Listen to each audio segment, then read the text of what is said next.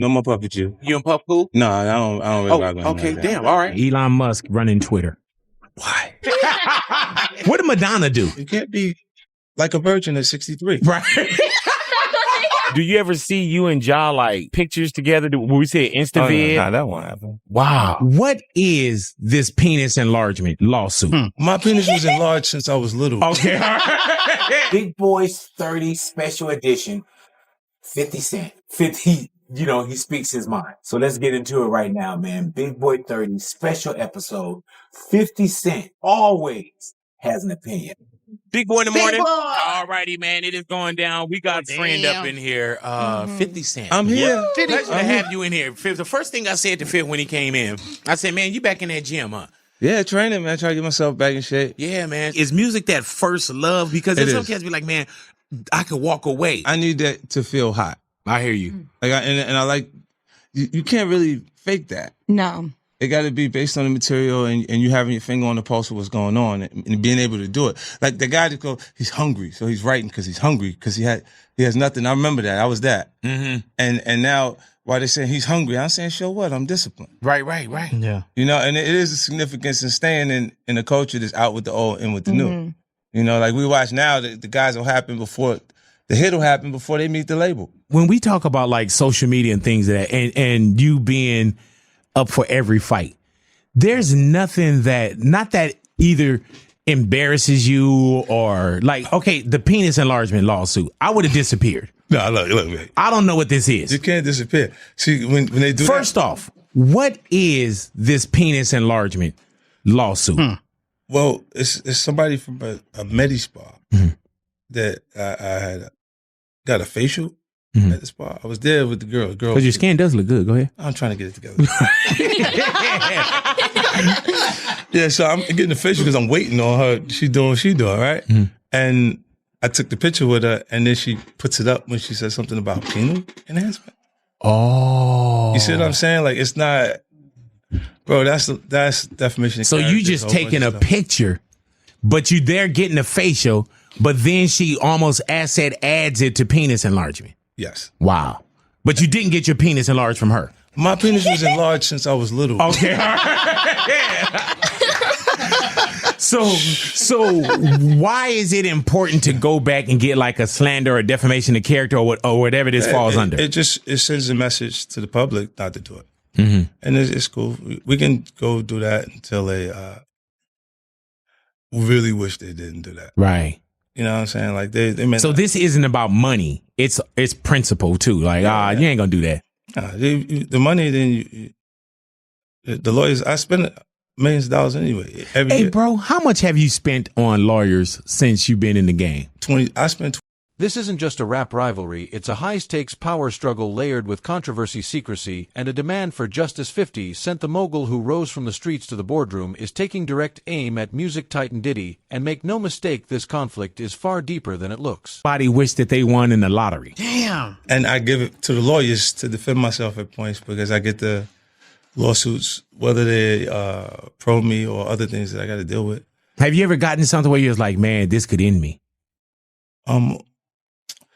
Nah, not really. You know what's ill is I get into these situations and a lot of it is like it's the cost of business because it's frivolous stuff, but you still have to pay if you want the best attorneys, you pay big money. So We are in a genre where we are here today, gone tonight. yeah. You know what I'm saying? Why do you think that 50 Cent is so damn relevant I love post the first album? And you know what I'm saying? Or I think, look, our culture loves things that are damaged.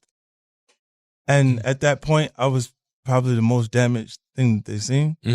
So when you come through and you say you're going to get rich or die trying, they love things that won't be able to sustain its position regardlessly.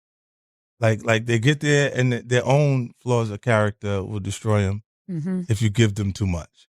You know what I mean? And that, it's interesting to watch. Like, it's like that you go, yo, the craziest things work. Like, gold all in my grill. Like the Trinidad James thing, you look and you go, this is a real person. It looked like the character from Martin. right?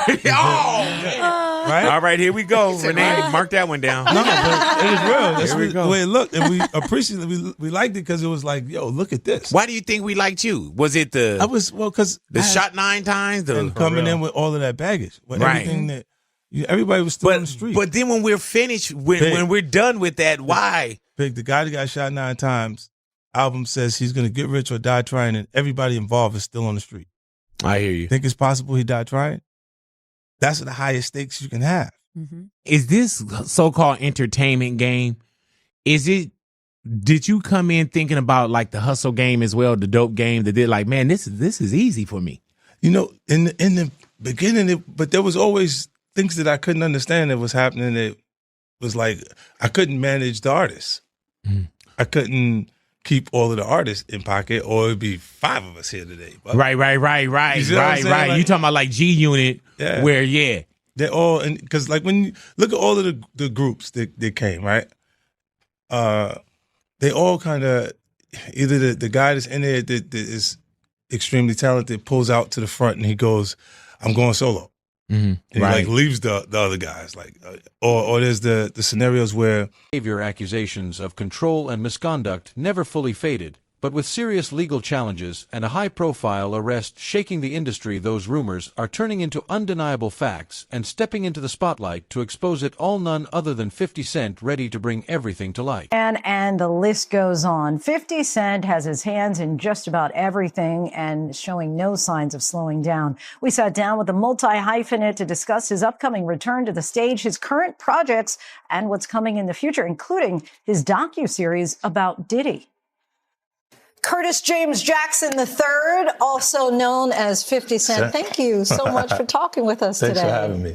So let's start with 50 Cent, because I read that the name originally was a metaphor for change, and also from a Brooklyn bank robber in the 1980s. Yeah, well, street guy. Yeah. Okay, and so what was that change metaphor that you were thinking about so early on? Well, I came with the concept of I just do things my way, and I know that the other artists that were there, was so many talented artists a part of hip-hop culture that I knew they could beat me at different things, but they couldn't beat me at being me. Mm-hmm. So the idea was to let my presentation be as much like my experience as possible. Between the music, the movies, I mean, you're the ultimate multi-hyphenate liquor, whatever you want to talk about with regard to you being a mogul and sitting really on an empire. 50 Cent, not even 50 years old yet, in a few months though.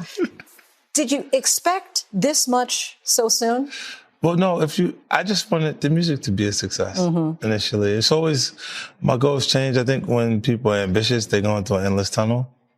And you just got to prepare to go with them on that journey if you make a connection with them. But it's always a new goal, or always something new that pops up that it kind of consumes my interest. The Humor and Harmony Festival is quickly approaching. G-Unit Productions just announced in Shreveport, Louisiana. Here's a guy from South Jamaica, Queens. Why do it in Shreveport? Well, tax incentive. Oh, okay. Right. Okay. But you've said that this is not just business. Yeah. What do you mean beyond that? Well, for me, it's exciting. It creates the legacy. You know what I mean? Like, these things will be here longer than I will.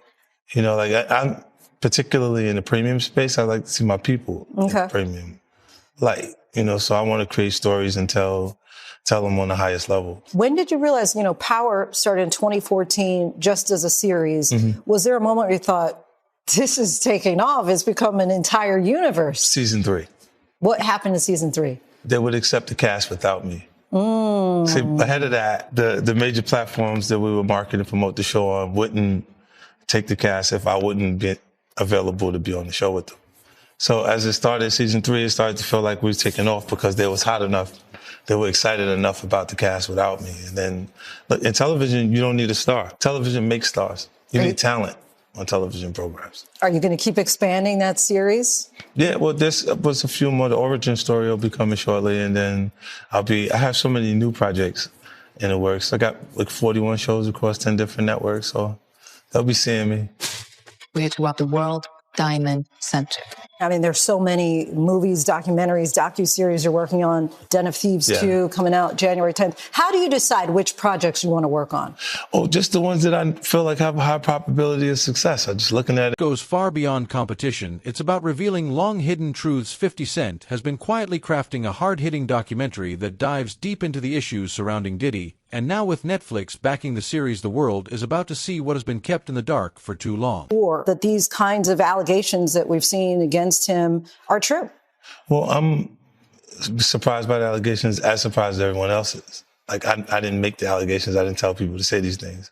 It comes out, I see it in the news like everyone else. But I did feel uncomfortable with the way you would present the idea of going to these projects. To come party with me. Yeah. And then that swayed me away from it. Just that alone.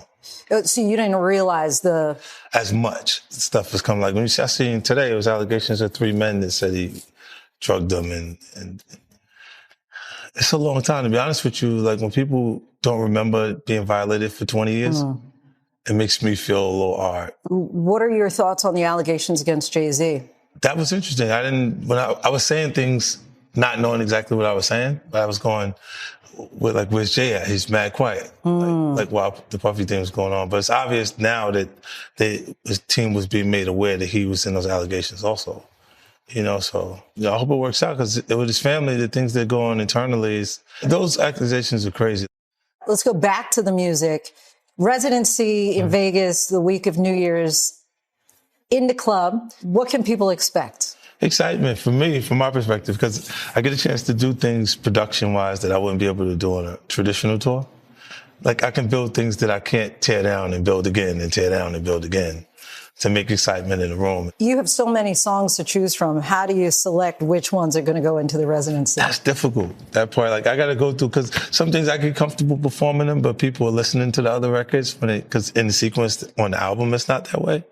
And I have to adjust that myself. Like even the new record that just came out, I'm going to put that into the residency. So, do you have a favorite song?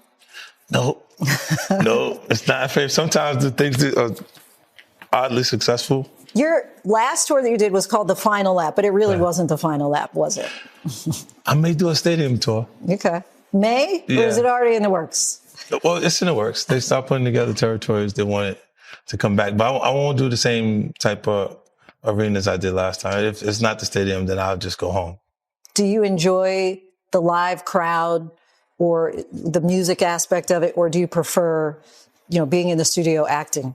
I really enjoyed the tour this time. This last tour was cool. And it was because I didn't have the pressure of releasing the album before it. So I wasn't doing so much new material that I had to concentrate on that while doing the show. Like, it was like, I know everything, all of the words are ready. Let's go. Let me just figure out what's physically happening during the show, and let's go. So television, they said they're on strike, and I said I'm on tour. Smart. So you have options. All right, 50 Cent, we thank you so much for your time. Really appreciate it. Totally. Appreciate 50 Cent for that conversation. If you can't wait until a possible stadium tour, tickets are available for his Planet Hollywood residency in Las Vegas going from December 27th to the 31st, and then 2 more dates in the timing couldn't be more crucial. Tiddy's arrest has thrown a harsh spotlight on long-buried allegations, and now former associates, past security members, friends, and others are stepping forward to share their stories. Many had tried before, only to be ignored or silenced, but with 50 Cent's platform amplifying their voices, they're finally ready to speak out about what they claim to have witnessed and experienced. Attorney filing a letter to the judge to dismiss the rape lawsuit against his client, citing an NBC News exclusive that found inconsistencies with the accuser's story. You should always advocate for yourself. It comes after our interview with a 38-year-old mother from Alabama who accuses Sean Diddy Combs and Sean Jay-Z Carter of raping her when she was 13 years old. She asked us not to reveal her identity. What made you want to come forward? Because I think that I've been quiet long enough. She says that she went to the MTV Video Music Awards in 2000. The woman says she spoke to Combs' limo driver, who offered her a ride to an after party. She says at the party she spoke to musician Benji Madden and his brother. I'm talking to Benji Madden about his tattoo. It's the Last Supper. In a statement to NBC News, a representative for the Maddens confirmed that they did not attend the 2000 VMAs and that they were on tour in the Midwest at that time. At the after party, she says she had a drink that made her feel woozy. Then she says Combs and Carter both raped her. She says she ran to a gas station where she called her father, who picked her up. We rode home in silence. She didn't ask me what happened. In an interview with NBC News, her father said he could not verify the claims. I feel like I would remember that, and I don't, he said. When we asked the woman about the contradictions in a phone interview on Friday, she said she stands by her statements. I have made some mistakes, she said, in remembering what happened 24 years ago. Honestly, what is the clearest is what happened to me. In a statement to NBC News, Sean Carter said, this incident didn't happen. True justice is coming. We fight from victory, not for victory. A representative for Combs called the suit a shameless money grab. Is any part of you scared coming out against such powerful people? I'm scared of what could happen, but I'm more afraid of letting it eat me alive from the inside out. Chloe Malas, NBC News. Thanks for watching. Stay updated about breaking news and top stories on the NBC News app or follow us on social media. It takes real courage for these insiders to speak out. Many were once part of Diddy's trusted circle, where silence was expected and loyalty came with a heavy cost. But as more testimonies surface that code is beginning to crack, 50 Cent's upcoming documentary will feature raw first-hand accounts from former staff security members and others, supported by expert analysis. In a powerful move, proceeds from the project will go directly to support survivors of difficult circumstances. Another one of rapper Sean Diddy Combs' requests to be released on bail. I remember he's behind bars at the Metropolitan Detention Center in Brooklyn, waiting for his trial to get started next year in May. He's been detained for 2 months on charges of sex trafficking and racketeering, which he's pled not guilty to. Chloe Malas is following this for us. We were waiting for this decision. We got it in now. What do we know? All right. Well, it's 5 pages, and the takeaway here is that the judge is saying that no condition or combination of conditions will reasonably assure the safety of the community. And that was what New York prosecutors were saying. I was in court twice last week, and I listened to these prosecutors say that he was a danger to the community. And they showed that video, that surveillance video of him from 2016, brutally beating his then girlfriend, Cassie Ventura, saying that he has a propensity to violence, and that alone is a reason why we cannot agree to the proposed bail package. Now, his team had offered $50 million, a home of his in Miami as collateral, and they said that he would live in an apartment on Manhattan's Upper East Side, monitored by 24-hour security, that he would only talk to his attorneys, that he would only have, certain family members on a pre-approved list, and that, he would actually be under stricter conditions than he is at the jail in Brooklyn. But clearly, this is the third time. Yeah. This judge not buying it. What was Diddy like in court? You were there twice last week. What was his demeanor like? I mean, he was smiling on Friday, turned around and looked at his children. All of his children were there except for his infant child. His mother was there.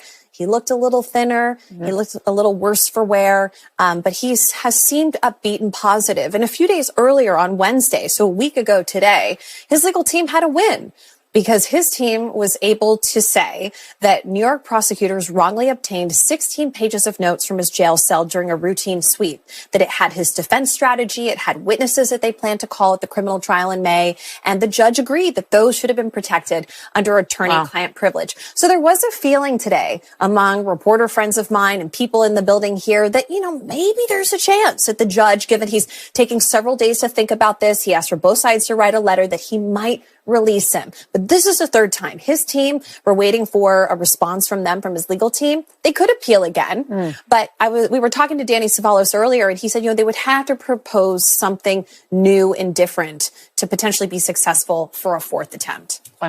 Thank you for being on this for us. Appreciate it. Stepping back, the allegations against Diddy paint a troubling picture that spans years, ranging from accusations of unethical practices to serious claims of misconduct. A key moment was the lawsuit filed by his ex Cassie Ventura, which sparked a surge of new allegations. Diddy's swift settlement with Cassie raised suspicions, with many interpreting it as a quiet acknowledgement. But that moment was just the start of a much deeper unraveling.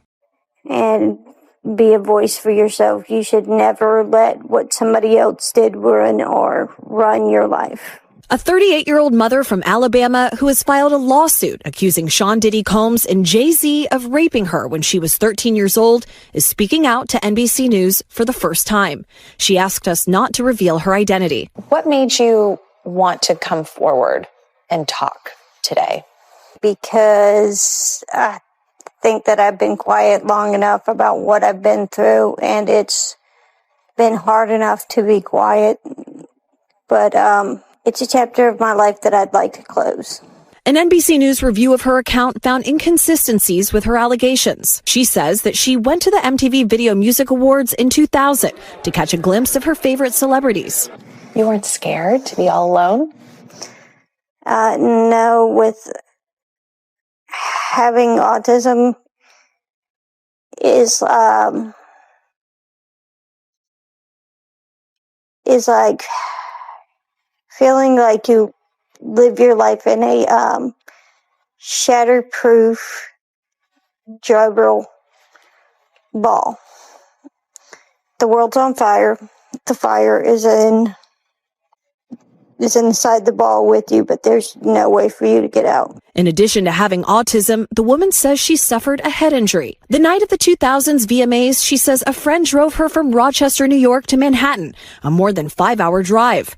Her attorney provided NBC News with the name of the friend who has since died. The woman says she spoke to Combs's limo driver who offered her a ride to an after party. I stumbled upon Diddy's driver who told me that I was exactly what Diddy was looking for. What did you think when he said that to you? I thought it meant that I was just pretty. She went to a White House, she says, where she spoke to musicians Benji Madden and his brother. I'm talking to Benji Madden about his tattoo because, I have about his tattoo that's the Last Supper because I have a religious background. So it was just something to talk about. In a statement to NBC News, a representative of the Maddens confirmed that they did not attend the 2000 VMAs and that they were on tour in the Midwest at the time. In the months that followed, the accusations only grew stronger. One former employee claimed Diddy put him in uncomfortable situations, while another lawsuit pointed to Diddy's son, alleging inappropriate conduct that was reportedly covered up with settlements. Then came the release of a video that added to the mounting concerns, sending shockwaves through the entertainment world and leaving little room for doubt. New allegations today of sexual assault and exploitation by Combs. For the first time, we are hearing about victims who say they were minors when they were allegedly assaulted by the music star. The youngest allegedly just 9 years old. The allegations were revealed today by attorneys representing more than 100 alleged victims who are preparing to sue. So let's bring in NBC News entertainment correspondent Chloe Malas right now. So Chloe, we know there is currently a press conference underway. We do have a live picture of that. Can you just walk us through these new allegations and tell us if we've heard from Combs yet? So the individual that you see on the screen right now, that is an attorney based out of Houston, Texas, and his name is Tony Busby. He's been a part of some very well-known litigation over the years involving the BP oil spill, even involving the Astroworld Music Festival crisis where some individuals were killed during a stampede. So he has made headlines before, but this is pretty shocking. So he is claiming right now at this press conference that he has had over 3,000 individuals reach out to his law firm in Houston, Texas, that he and his team have been vetting these claims, that now they are representing over 120 accusers, and that over the next 30 days, they will begin to file different civil suits, that this is not a class action lawsuit, that they are going to continue to vet these allegations, but right now they feel strong about these. So he also said today that it's not just Combs that will be named as a defendant, that there will be other high-profile individuals, some household names. He says, quote, many powerful people, there are many dirty secrets.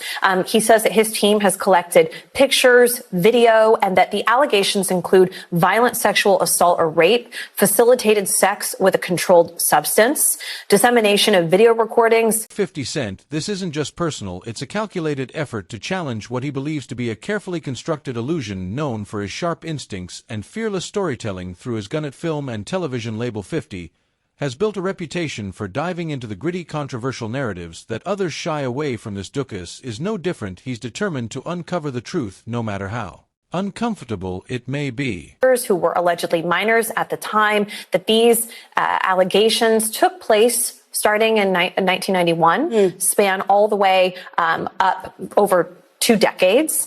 He also talks about where these individuals are from. He said that they hail from more than 25 states, New York, California, Florida. We know that Diddy had a residence in Miami, Georgia. We've reached out to Sean Combs' legal team for comment.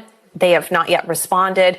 Combs is currently being held at the Metropolitan Detention Center in Brooklyn while he is awaiting trial on the New York indictment, where he is charged with racketeering, sex trafficking, and prostitution charges. Now, I also just want to point out that they also claim that 62% of these individuals are identifying as an African American, and that they are evenly split between female accusers and male accusers, and Clay. So this is very interesting. And he said that look, I know that everybody expected me today or wanted me to name other high profile individuals. He says, I'm not going to do that today, but it will come at some point. And he says that these names will shock you. Wow. I mean, shocking details to say the very least. And I'm sure just the start of what's to come. Chloe Malas, thanks so much.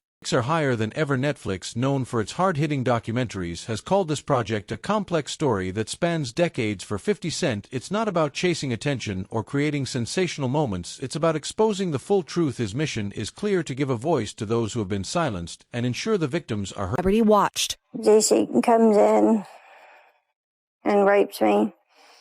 He at that point I was fighting, trying to get away from him. And he put his hand over my mouth and told me to stop it, cut the. After the alleged rape, she says she ran to a gas station where she called her father, who picked her up and drove her home.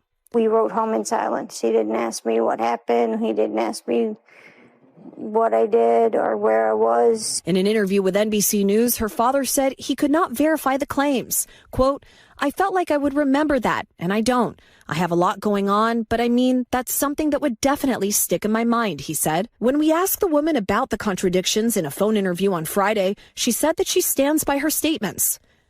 I have made some mistakes, she said. Honestly, what is the clearest is what happened to me.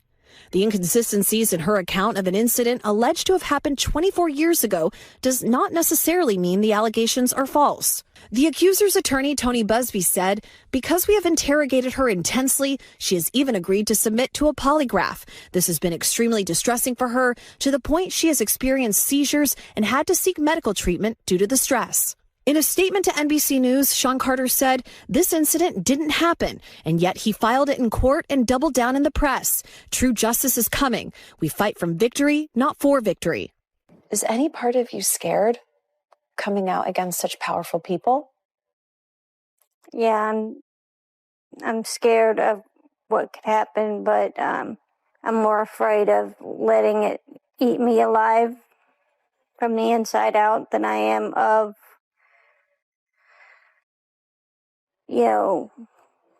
being chastised by their fans. All right, Chloe Malas joining us now live. Chloe, we just heard a very strongly worded statement from Jay-Z. What else are you hearing from him and his team? Yes, so his attorney said that they're going to ask the court to, quote, dismiss this frivolous case. And also moments ago, we heard from Diddy's legal team, and I want to read you some of what they said. They said, quote, this is the beginning of the end of this shameful money grab. And remember, he remains behind bars at Brooklyn's Metropolitan Detention Center, and his criminal trial begins in May. All right, very thorough reporting there. Chloe, thank you so much for